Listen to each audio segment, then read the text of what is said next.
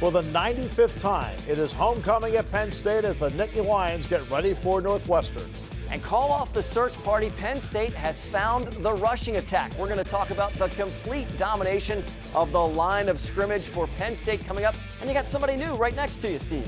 I know he's only done 4 shows, but Trey Bauer got an Emmy for the first 4 shows, so he's picking it up tonight. We have Andrew Callista. Hey, I'm just a leaner version of Trey, but I could be just as me. You're a leaner version of everything. Blue White Tailgate is next.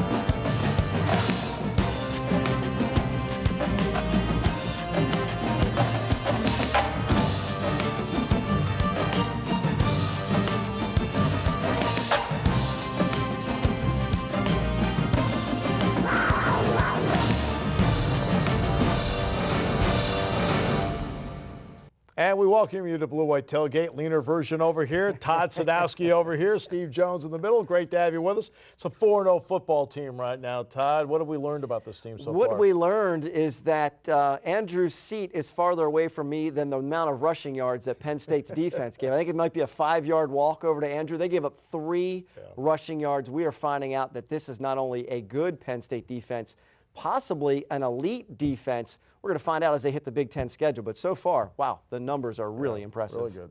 Oh, my God. 3 rushing yards in a game. They're giving up 0.3 yards per carry. One of the top rushing defenses in the nation. You got to like that if you're Coach Franklin. And, of course, it's homecoming here at Penn State, so a lot of emotion. Of course, when we look at homecoming at Penn State, the alumni come back.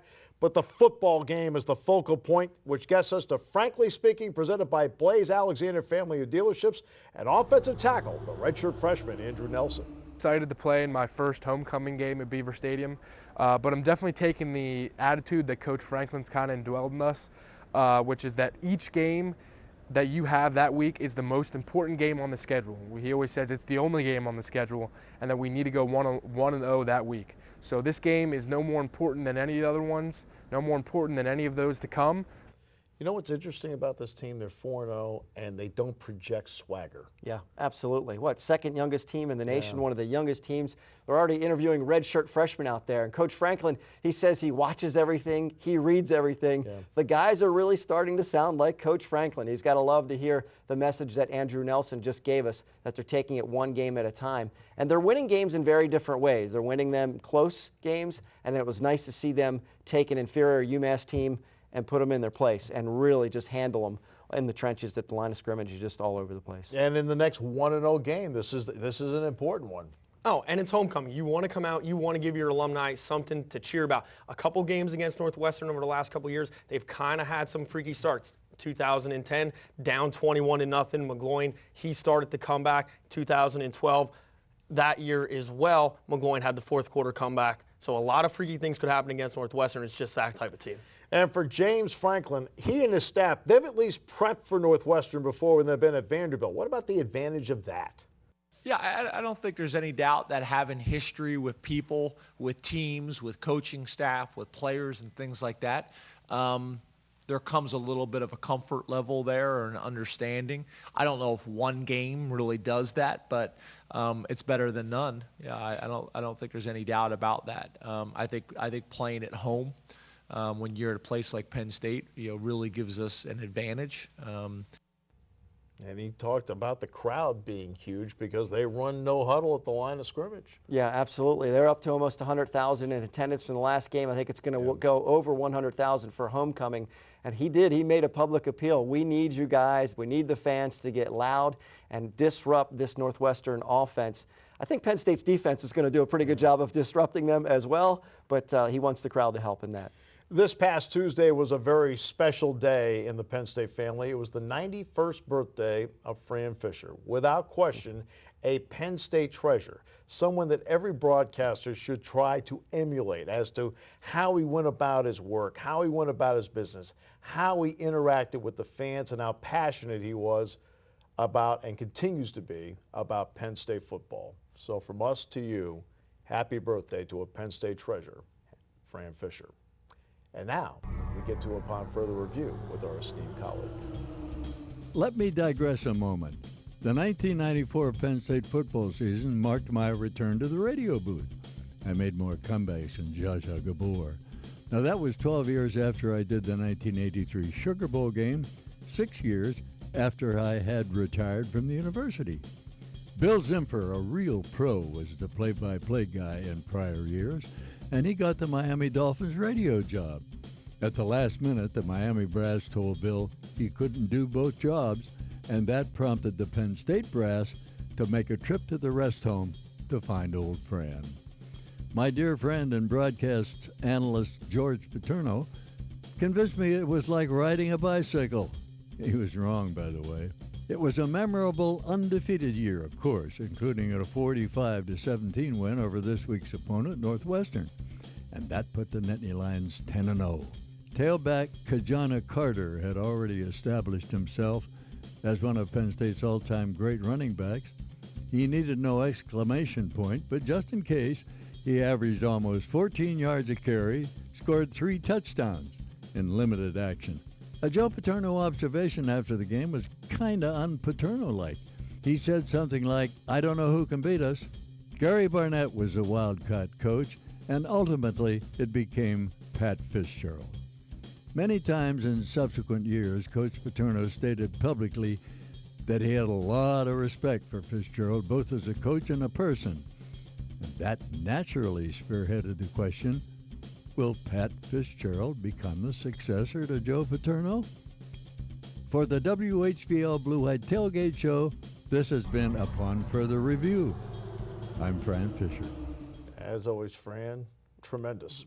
Well, did you sing happy birthday to him in the... I was the one leading the chorus. Jim Notchman came in, he started, with the hands, and I was the loudest one in there singing happy birthday to Fran. No wonder it was so off-key. All right. So, it's interesting. Pat Fitzgerald, we'll talk about a little bit later, but he's had a trying year as a coach with the labor vote, players leaving, and injuries. He's had a tough year. Yeah, and it's not going to get any easier on Saturday for him at Beaver Stadium against Penn State. Doesn't have a record of success against the Nittany Lions, so they got their work cut out for him. It's interesting. They were on a real high going into last year's Ohio State game, and for 3 quarters were toe-to-toe.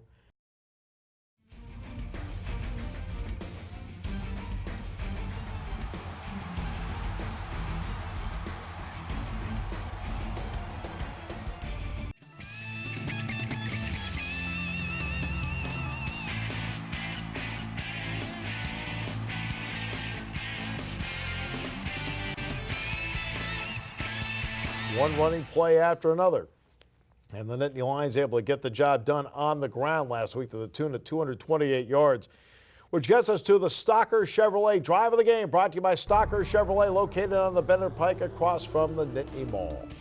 Opens up. Okay, we've talked so much about the ground game, so let's go to the air first. It's Jesse James being cut down for a first down. Now they decide to get the thing going on the ground. Bill Belton using his blocking there. Go over the right side. Hackenberg through the air. Geno Lewis dragging tacklers. He continues to have a spectacular opening month of the season. Geno Lewis has been outstanding. All right, so pass play. Now let's go back to the ground. Bill Belton sweeps to the left side, and a look at the block he gets from Gesicki. Breaks that tackle and then into the end zone for a touchdown. And here's the upper view. The Callista shots were just so nice. So we had to go to a high angle shot. And he breaks that tackle and gets into the end zone. The three-headed monster returned, didn't it? The running back monster. It was good to see Akeel Lynch and Zach Zwinnak get some time and get some room to run. I thought if I had to pick a key play of the game, I actually thought it was the Lynch 46-yard run. Yeah. It almost seemed like after that everybody relaxed. Yeah. I mean, I think everyone relaxed after they saw that play. Yeah, they were kind of on edge to start the game. They came off the 2 drives, the field goals. He kind of got them going right then and there, and showed that, we can have confidence in this running game. He broke 2 tackles and was never tackled. He just ran out of field, getting pushed out down the right side. All right, now the player of the game, our player of the week, presented by the Family Clothesline, is Bill Belton for the outstanding performance he had. At running back, couple of touchdowns for him on the day. His ability to sift his way through traffic brilliantly. Yeah. And of course, here's the touchdown run. Of course, we have to use the obligatory Callista shots here from field level. Nice work there. That little bit of wildcat work. Okay, fakes the handoff, a little option action, which By the way, they used later in the game with Wentz scoring. I'm glad you brought that up, the option, the read option out of the Wildcat. I'm not a big fan of the Wildcat when there's no action, there's no misdirection with it because the defense can just pin their ears back and come right at you. I love the read option part of it with Belton. And we talked about all three running backs getting time, but Belton really is option number one because he's an every down back. The guy can catch it out of the backfield, obviously run the Wildcat, and he can run the ball as well and is shifty. So another great game for Bill Belton. And you take a closer look at all of this and break it down for us. You know, they talked about the running game. Yeah. We got to get it going. We got to get it going. It will get better. And guess what? It did. I think it's great. I think it's great that we were able to establish a running game and be able to make some plays with multiple backs and multiple people. We were able to be balanced. We were able to take some pressure off a Hack, which is great. Much maligned for the first three games, the offensive line imposes their will on the Minutemen. According to one of the young starters, the unit's improvement is not just physical. I think we were kind of struggling in the beginning to communicate not only amongst ourselves, but with the tight ends, the backs, and the quarterbacks. So I think just because our communication has improved so much, and we're kind of clicking on that level, that really helps us to execute better. Been improving every week in practice, and I think it showed. I'll be able to run some outside stuff, and I think we did a good job. Definitely a stepping stone for all of us. As you see, we did well. We had 200 yards rushing as a group, and it's always good to have that. It's just a stepping stone to the next game. Nelson is only a redshirt freshman. He says he'd like to model his run blocking after Donovan Smith and be more aggressive at the point of attack. His coach had an interesting comparison for the big man from Chocolate Town. Nelly's kind of like the dancing bear. I mean, he is big, he is strong, he is athletic, he's so light on his feet. You're talking about a guy that's 315, 20 pounds. Just like the rest of the guys, Nelson is a work in progress. That's the key word. They're making progress. Keep working at things, you keep a positive attitude, you keep persevering, and good things will happen.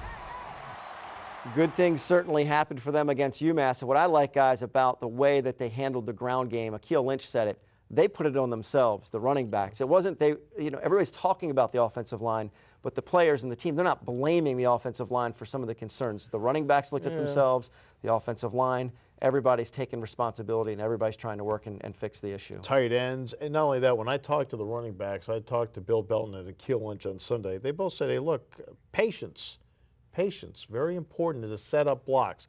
Now, what did Penn State do in the ground game against UMass compared to the opening three games? Well, if you add up those three, it comes out to 227. You see in UMass, they ran for 228. Andrew Nelson, he was in your package right there. Well, he expanded a bit on the communication that's needed. Being on the same page with not only the O-line, but the tight ends, the running backs, Hack, and receivers, whoever, that really helps for the entire offense to be able to execute as one. And I think we've come a long way. You're talking about having that confidence. Early on when we're kind of learning the system and stuff, you don't exactly know if you're making the right calls. But now that we've kind of got some game reps, understand the offense better, we have that confidence to be able to make those calls and get everyone on the same page. They also, Andrew, have versatility at tight end. So people in a year where a lot of people don't use fullbacks in the college game, these are your extra tackle, your fullback, and your tight end. Oh, yeah, and everybody knows about what the tight ends can do in Penn State's passing game. But, Steve, you called it out on one of Belton's touchdown runs. Mike Gesicki, he got the lead block on that. And talking to Jesse James after the game, he said, hey, Coach Donovan told us, if we want to see the field, we have to block. And Coach Donovan talked about that at Media Day this year. I mean, you can't just be one-dimensional in this day and age if you're going to be a tight end. And James Franklin feels the tight ends did step up their role to help the running game roll.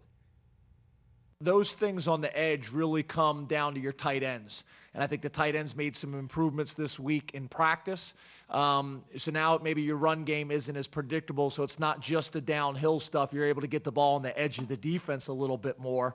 And having those big, strong, physical tight ends to set the point of attack is really important. And we were able to do that better this week in practice, and then we were able to do that in the game. It's a family affair, by the way. By the way, he is very adept at just handing the water or the drink back and forth to his daughters as he's talking. Never loses his train of thought. Just as a dad, just gets the job done. Hey, look, when you're in that position as a father, I mean, you have to expect that maybe if it's a boy that they're taking a train and they're running it over your head as you speak. So you just kind of block everything out when you do that. You know. Yeah, Come on, absolutely. you know. Can they run the ball against Northwestern? Absolutely. And you mentioned they're not doing stuff with swagger, but the run game does give you that extra confidence that you need as you go into it. And for the offensive line, that's really what it is. It's about that trust that Andrew Nelson talks about. You look to the guy to your right, to the guy to your left. They've got their responsibility. You know they're going to get the job done, and you can go and do it. And I think they're going to be able to run the ball against Northwestern, and they're going to have the support of Hackenberg. It's amazing how clean he stays, too, right, when they run the ball. Yeah, and when I made the point about swagger, it's just that they seem to be focused on the matter at hand, and they don't get into me at all. All right, more after this.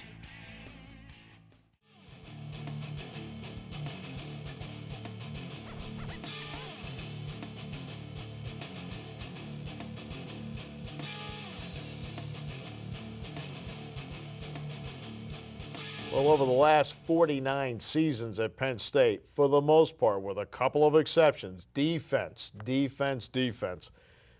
Todd, they play defense in such a way where they're making the offense feel like they're defensive. Yeah, ferocious. I mean, they're coming after the quarterback. They are digging in at the line of scrimmage, and that's what you want. I mean, when the defensive coordinator or defensive coaches talk about defense, the first thing they mention is we got to control the line of scrimmage, and Penn State's defensive line is doing that with high motor guys on the inside. It starts with stuffing the run and just disrupting everything that the offense wants to do right there at the point of attack. So where do the Nittany Lions rank through 1/3 of the season? Because we're going into the second third.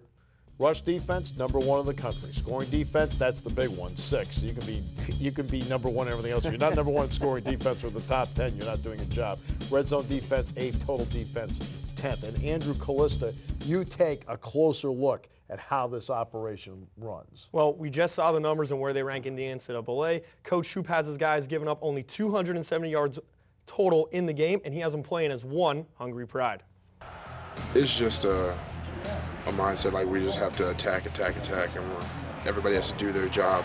But just the front seven in general, if everybody just does their job, we're going to get to the quarterback. And getting to the quarterback, no problem. Penn State has 12 sacks on the year, and the Lions defense is feasting on opponents behind the line of scrimmage with 31 TFL.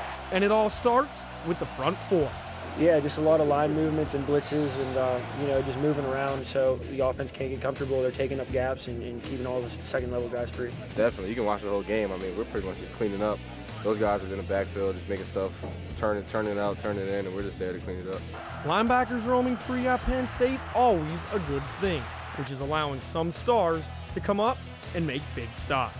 The combination of Wortman, Bell, and Hull have been really good. I think the safeties have factored into that as well. So I think we're playing really good team football overall. The Nittany Lions come in giving up only 49 rushing yards per game, topping the Big Ten, which makes Coach Shoup's job that much easier. That's our focus. Our plan is to make people one-dimensional. That's great to have a plan, but I think our D-line has been really good all year long, rotating those guys in and keeping them fresh. Keeping them fresh is going to be the key, and Northwestern quarterback Trevor Siemian, he better be aware the Wildcats giving up 8 sacks so far this year, and they're yet to face a defensive front like Penn State so far. No question about that. It is a veteran Northwestern offensive line, though. Let's remember that. Keep that in mind. But when you look at this, it really starts up front. Yeah, absolutely. And the first thing they want to do is make a team one-dimensional, and they are doing that right away. And for a team like Northwestern doesn't have a deep passing attack. They're kind of a dink and dunk type of team. You make them one-dimensional, everything's going to be in front of the linebackers, everything's going to be in front of the secondary. So if the defensive line continues to get after it, it's going to make it really tough for Northwestern to move the ball downfield more than a couple yards at a time. And our family clothesline defensive player of the week is defensive tackle Austin Johnson. Well, he stepped up, had himself a big game in this one. Look at the coverage on this. They throw a screen out there and he just knocks the football away. Or excuse me, it was Mike Hull knocked the football away and Austin Johnson was in that spot. He told me, he says, look, I'm thinking end zone at this point. Then they converged on him. Okay. So they may have been thinking that, but then, here's Mills up the middle, taken out by Austin Johnson. Another great game by him. And without a doubt, you're talking about a guy who at 315 pounds, James Franklin, he can run. It's funny because a lot of times he may not get the stats that maybe our linebacker or our other defensive linemen are getting, but a lot of it is he's the cause of it. You know, they're having to double team him.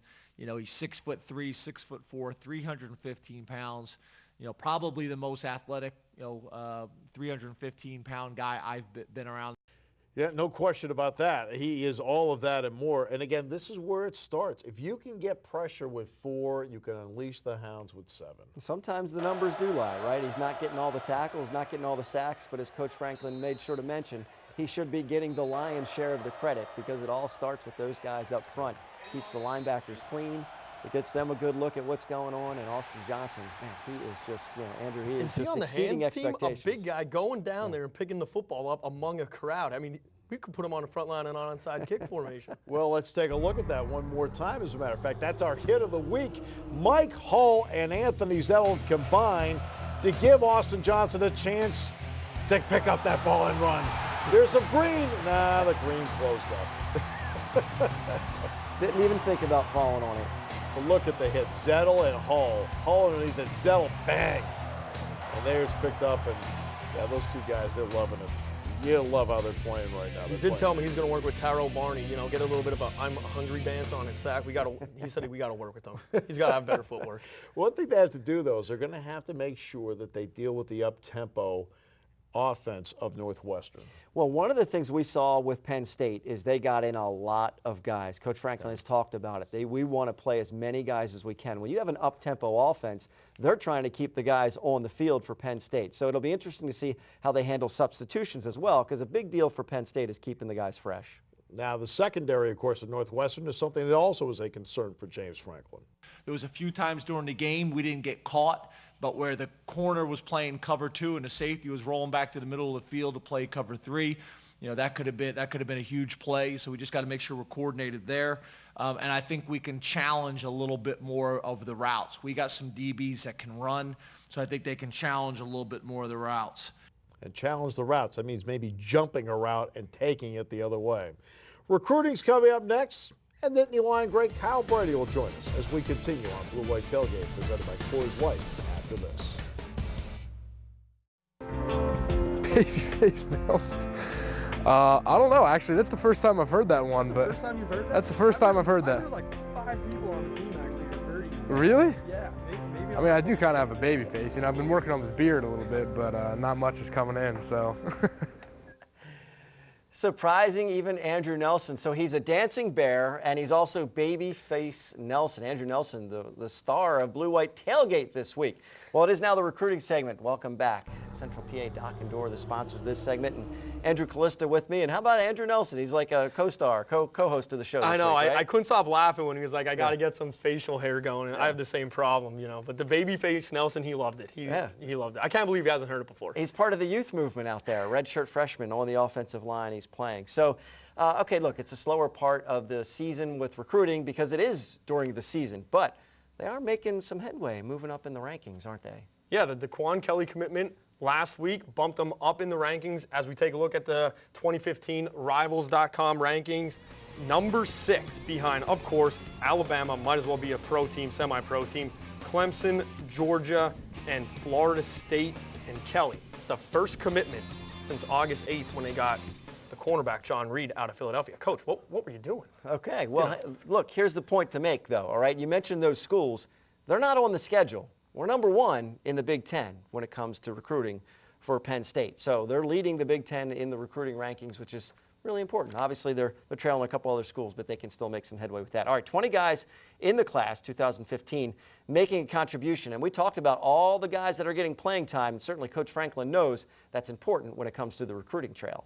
Okay, this is this kid's first time really playing on offense or defense, so we want to get him 1 series in the first half and see how he does, and then that may mean 1 series in the second half or 2 series and kind of grow from there. So, what you hope is a guy goes in there in limited reps and has some success and builds some confidence of the coaches and in himself, and it grows from there. But I think it's very, very important. The recurring theme, the spirit of competition, that is certainly without, and that's why so many young guys are playing. So many young guys, 62 guys in fact, played this past weekend. We see Grant Haley week after week, Christian Campbell, his roles improving. Parker Cawthorn, what a game he played inside, 2 tackles behind the line of scrimmage this week for Coach Franklin, raved about him post-game, and others as well. Mark Allen seeing some time. And they're all competitive. Mark Allen, you saw him pushing and shoving. Coach Franklin likes the fire. You know, you just got to keep it like under wraps, did draw on unsportsmanlike conduct. But anyway, a lot of competition going on. These young guys, they're hungry to get on the field. All right, we're going to see some young guys visiting the campus. We got a home game, homecoming with Northwestern, and then not home until the 25th of October, or late October with Ohio State. That's a night game. I'm sure there'll be a lot of visitors for that one. That's right. It is a big visiting weekend this weekend for the coaching staff, and none bigger than Jordan Whitehead, the cornerback out of Western Pennsylvania. His final official visit. We talked about him before. Great picture of Coach Franklin on the sidelines last Friday, just down a couple yards from Urban Meyer as they were both at the game. He's deciding October 3rd between Penn State, Ohio State, West Virginia, and Pitt. Class of 2016 tight end Devontae Brooks out of D.C., number 2 tight end in the country, tore his ACL while camping out at Ohio State. Maybe he has some bad vibes out there now. Talks to Coach Donovan on a regular basis. He's visiting this week, hoping to get an offer. All right, quickly, our Health South injury update, as we mentioned every week. Don't get a lot of information leaking out of Penn State about that, so the list pretty much the same. But we do know that Brian Guy will return to the lineup this week. He missed. And then Miles Diffenbuch, some news about him real quick. He's practicing. He's in pads. How much contact he's getting, we don't know, but he is practicing in pads. We'll see where it goes. Okay, so limited information, but that's what we can tell you. Guy was out. Now he's back in. We'll see what happens with the lineup. All right, we're going to go out for just a couple of minutes. We'll be right back. We're going to talk about Northwestern, and then we're going to wrap things up with a couple of keys to the game later in the show on the Blue-White Tailgates.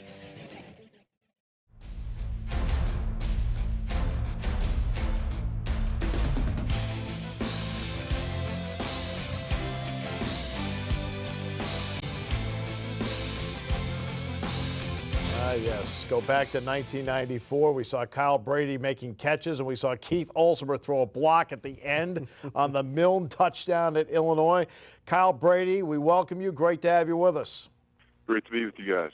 Well, when we watched that play at the end of the Illinois game, a tight end makes a big block. In fact, you had that day the huge responsibility of being on Simeon Rice, and he was in the witness protection program all day long. The responsibility of not only catching the ball, but for a tight end and the ability to block.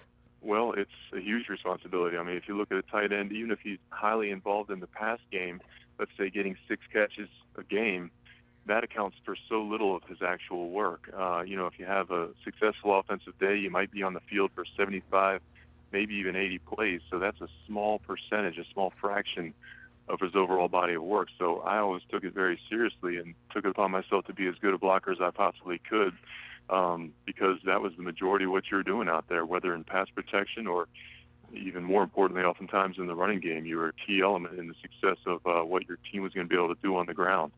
Well, it's an interesting development, Kyle, the way that tight end that position has really been identified at Penn State here in the last few years with Coach Bill O'Brien. Of course, such an integral part of the passing offense. And then Coach Franklin and his staff come in. Obviously, they're going to use him in the passing game as well. But they've said to him, you're not going to see the field unless you're blocking in the run game. So it's really just about bringing in big, talented guys. And you had a chance to take a look at them when you came back for the reunion. I would imagine they measure up size-wise, and they can get the job done out there on the field. Do you get that feeling from them? Oh, you certainly do. You got some good young athletes at the position, and clearly Coach Franklin has done a great job with helping those guys understand that, hey, you are a very multifaceted player on that field. You not only can help set the edge and win the edge of the line of scrimmage for the offense, which can really give teams fits, especially in the college game where you have the hash marks, which are wider, making a very wide side of the field. But being involved in the passing game, whether from the slot or from the tight position or even running plays out of the backfield, I mean, the way tight ends are being utilized in modern offenses is these guys must be having a great time because they're integral parts of the pass game, but they're equally important if they take the job seriously and can do a good job at it, at helping the team have tremendous success on the ground.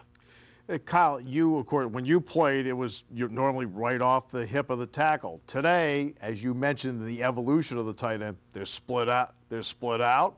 They're a wing back. They're a fullback. When you watch the evolution of the tight end today compared to when you played, what do you think? Well, I think it's a great opportunity for these young guys.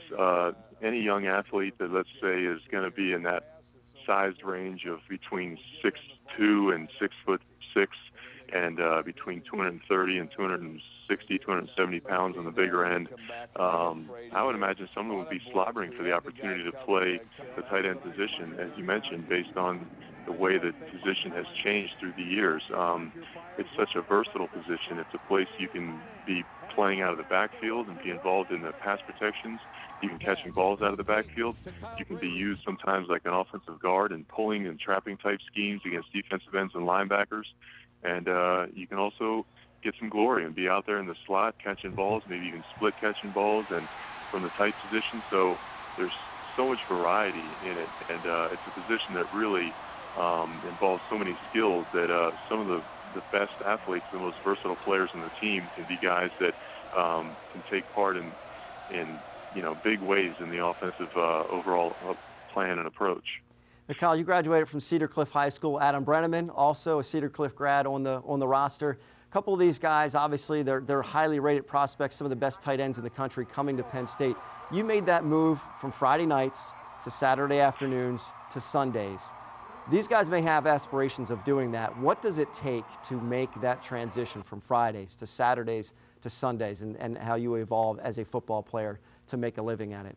I had some great coaches through my career. I mean, I give a tremendous amount of credit to some of these coaches I had in my development, all the way from high school to having Coach Bob Craig to up at Penn State, Coach Paterno and his staff, and then some of the greatest pro coaches I had the opportunity to play for, between Bill Parcells, Tom Coughlin, and Bill Belichick. But every one of them had some things in common, some common themes about the way they coached their team and the things they expected of you when you came in the facility every day. I mean, you had to pay meticulous attention to detail in regards to your technique, your fundamentals, your knowledge and awareness of the defensive players and schemes you're going to be going against each week. Hard work. I mean, when you came in the door every day, you had to work your tail off for those guys. They accepted nothing less. And you had to put the team first, from Joe Paterno and his black shoes, and, the plainness of the uniforms was a team-first mentality. And the same can be said for Parcells, Belichick, and Coughlin. It was always a team-first mentality, and just doing your job and not, being a team guy, and making sure that you were concerned first and foremost about your job, and not pointing fingers if things didn't go the way you wanted them to. You kind of have to always stay humble and hungry and come to work every day with that kind of approach, and if you're fortunate enough to stay healthy, you can stick around for a while. And you did, Kyle. Appreciate the time so very, very much. Best of luck to you. Not a problem. I appreciate it, guys. We'll take a look at Northwestern as we continue after this.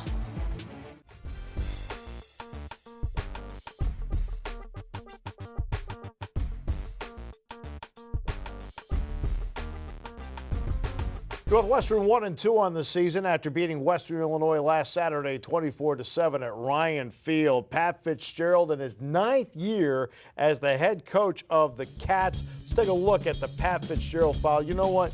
He's done a heck of a job because he had to step in after the tragic death of Randy Walker, kept the program stable. And he's also had a tough year where he's had to keep his program stable as well, guys, because look at, no one else had a union vote this year. Yeah. Two big injuries to Christian Jones and Tony Jones in the preseason. Tony Jones has been practicing again, and Venrick Mark ended up transferring. He's kept it together. Takes a special person to handle those kind of jobs, doesn't it? And that's what Pat Fitzgerald is. He can handle those types of things. That's why you have the leaders guiding these programs. Northwestern University is certainly one of the best universities in the country from an academic standpoint. A lot of smart guys on the team. And Pat Fitzgerald, it takes a special guy to run those kind of programs, and he's shown he can do it. He has success off the field, dealing with a lot of those issues, but really kind of unprecedented success on the field for Northwestern. Now, you mentioned earlier in the program, been a rough time lately on the field, and they've had all of Illinois come to them the last couple of weeks, right? The Illinois from Central, Northern, Western, whatever, they're playing them, not having a great deal of success against them. This is their first road game, so they're going to get a road test when they head to Beaver Stadium with maybe 2 times, at least more than 2 times the size of a crowd that they've seen so far. Hey, Northwestern's defense, some interesting players in that defense that can really play, and James Franklin knows that they rally to the ball. Their defense and Mike Hankwitz, who's in his 7th season there, 44 years overall. They got 8 starters on defense that are juniors or seniors, so you're talking about a veteran defense. They play a base 4-3, fundamentally sound. In a lot of ways, they're similar to us, maybe a little bit less pressure, but in their scheme. No question about that. And you look at that defense. So they got 4 guys over there: Chichi Iragusa, Colin Ellis, Van Hoos, Ibrahim Campbell, who's from Philadelphia, has 9 career interceptions. They have guys over there that can play. Oh, and Dean Lowry is one of them. Coach Franklin pointed him out in the press conference about getting the pass rush up the field. Nelson, Smith, they're going to have to be aware. They're going to have to account. Gesicki, when he has his hand on the ground, Jesse James as well. They have to protect Christian Hackenberg's backside because they did a good job last week. So you want to carry that over and keep building on the momentum. Keep your quarterback upright. Keep his jersey clean because he did take a lot of hits as we saw early in the season. So you want to limit that here because then you get the bye week, get him healthy going into Michigan. And for Andrew Nelson and company, they'll have to work against that defensive front. I think they're really good up front. I think their D ends, especially one of their rush ends, is really good. But they run a lot of base stuff, which is good for us because then we'll just be able to execute like we normally do, and hopefully that'll lead to success for us. Yeah, they're a +1 giveaway takeaway as well. You know what's interesting too is that Northwestern defense, Todd, they haven't given up a point on a turnover this year. Yeah, well, it's a smart team. They're smart football players, and they're a veteran team. A lot of their starters, 15 of their 22 guys, their starters are coming back. I believe 10 of the 11 starters on offense are upperclassmen, juniors or seniors. So it's a veteran group, a smart group. Question is it a talented enough group to handle what Penn State's going to bring at them? And we'll find out, obviously, on Saturday about the matchup there. Now, what about the offensive side? James Franklin sees an up-tempo team. They got a really good idea of who they are, what they want to do with the offense, and what they want to do with the ball. They do an excellent job of tailoring their offense to play to their personnel. And they certainly do that. Trevor Siemian, this is not the Kane Coulter or Dan Persa type of quarterback, but this guy has an arm. He does have an arm, and he's accurate with his arm. He doesn't throw the ball down the field much, mainly because they're lacking the weapon to get down the field, but he could dink and duck it 10 yards at a time, in route, out route to the sideline, slants route. The linebackers, you have to get in your drop, you have to get your hands up, and because it's that dink and duck type of offense, your defensive line getting pressure, you're not going to get to the quarterback every time. Get your hands up, bat some balls down. Now, here's the next part, though, mobility. I mean, Siemian not mobile to begin with, but also hurt his heel in the Northern Illinois game. That can only play into Penn State's hands. The guy did split time in the past. This is now his team as long as he's healthy. So if you can keep him in that pocket. Look, we talked earlier about Penn State as making teams completely one-dimensional with their rushing defense. You make them one-dimensional, you make them stay in the pocket, immobile. Now you got a recipe for Penn State's success on defense. It's interesting. Pat Fitzgerald was talking about transfers earlier in the week, and he says, look, transfers don't usually work out. He said the reason is there's a reason why they transferred. Yet on his offense, they have a couple of guys. Miles Schuler, who transferred in from Rutgers, and Kyle Prater, who a couple of years ago transferred in from USC. They played big roles on this football team. Yeah, Kyle Prater, he's the guy, he's going to go down the field. He's the XY receiver type guy. They move him around outside to inside in the slot, and he's the main go-to guy. And obviously, he played at USC, so he does has the talent to play at an elite level. No question about that. And then, you look at the running game. Okay, Dan Vitale obviously is another guy that's a go-to guy in the pass game. He's kind of a bailout guy for what they want to do in that slot back. But here's the next part, is that the running game has changed a bit. Green is the older guy. Mm-hmm. But now Jackson, the freshman, Solomon Vaught, the freshman, have both stepped in. Justin Jackson, true freshman in there, and they're going to give him some playing time. You mentioned 10 of the 11 starters are upperclassmen, but it's the freshmen that may be making the biggest difference. Northwestern is going to do everything they can possibly do to move that ball. We talked about they're going to have to get it out quickly. They're going to have to rotate guys in, keep the defense on the field as much as they can up-tempo. Look for trick plays. Look for anything to work for Northwestern because Right now, they seem overmatched against Penn State's defense the way that they're playing. But we mentioned this is a savvy group. They're going to do some unusual things to try and catch Penn State off guard. They took one of the tight ends, Jamie Taylor, in fact, and they ran a little action with him, and he threw a touchdown pass to Trevor Siemian. So, yeah, the trick play part does come into play, but also for a key for Penn State, and something that's been important for them whenever they've played Northwestern. They've had a great ability at Penn State to keep the ball in front of them. That's one of the keys when you play this team. Yeah, in fact, the last big play I remember Northwestern hitting was when Yaakov Israel got lost in coverage back in 2004, and he just had the ball tip off his hands, and it ended up being a gift touchdown out there. But the secondary, they've always done a good job of keeping the play in front of them, wrap up, make the sure tackle, and make Northwestern drive the length of the field. Don't give up a big play. And they lost a big play guy in Venrick Mark. He was suspended. Then he decided to transfer to West Texas A&M. Christian Jones caught 57 passes last year, hurt his knee in the preseason, out for the year. They also lost the other guy, Tony Jones, who finally came back to practice on Monday. They're really hoping, Northwestern is, that Tony Jones can be back in the mix as one of their big play wideouts. Coming up, what we refer to as the G block. After this. Is make it impossible for them to communicate at the line of scrimmage with our fans, and our students doing a great job there. And that is called a home field advantage. It is homecoming. And now we get to the part we affectionately call the good, the bad, the ugly. For once you get the good. I get to handle the good. I'm handing off the ugly today and starting with the good. And essentially, it's just the line of scrimmage. You talk about winning the game in the trenches. 228 yards on the ground rushing for Penn State against UMass. 1, 2, 3 for UMass. What a job by the rushing defense last week. No question. Now, I get to the bad. And for the College Football Committee, they got bailed out on Saturday night because Clemson couldn't close. How would they have handled Florida State if they had gone undefeated in all the games that Jameis Winston started and lost the one game he didn't?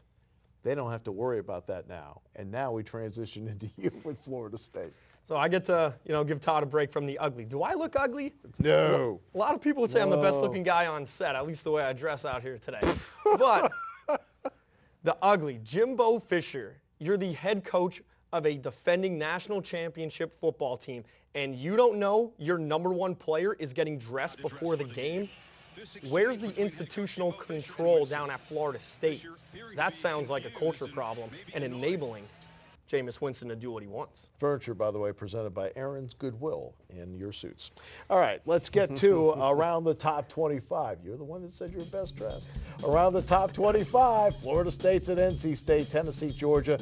Missouri, South Carolina has a big win for Indiana last week. Big Ten finally won the rebound. That was a big one at Mizzou to take them out. So now you got to root for Missouri to rack up some wins. So the win looks even better, doesn't it? And then Stanford will be at Washington. Let's go around the Big Ten now and take a look at what's happening in the conference. It's the first real full weekend of Big Ten football. Maryland's first ever Big Ten game will be at Indiana. Illinois is at Nebraska, Iowa, Purdue, and Minnesota will be at Michigan. Okay, good-looking guy in the fancy suit. You get to tell us your keys to the game. Keys to the game. Stop the run. Obviously, check for Penn State. So I'm just going to go right there and say they'll handle that. Keep the ball in front, as we talked about that, and force Northwestern to go to the length of the field. Don't turn the ball over. They've only scored 23 points this season. All right, I look at this, and I think giveaway takeaway is going to be an important facet of this game. When you look at what Northwestern's done, they're +1 so far. They haven't given up a point yet off the opposition's turnover to this point. And get pressure on Trevor Siemian. Make him get happy feet and want to get rid of the ball quicker than he wants. I'm going to say the third quarter. Northwestern hasn't scored hardly any points before the first half, but they do make some nice halftime adjustments, have put up 42 after the break. So we'll see how they handle it, whether Penn State's winning or losing as they head to halftime. How they come out from halftime will be very important in this game. We congratulate Trey and his Emmy, but I thought you gave an Emmy-winning performance. Well done, Andrew. Well done. All right, thanks for joining us on the Blue White Tailgate Show, presented by Coors Light. Thanks for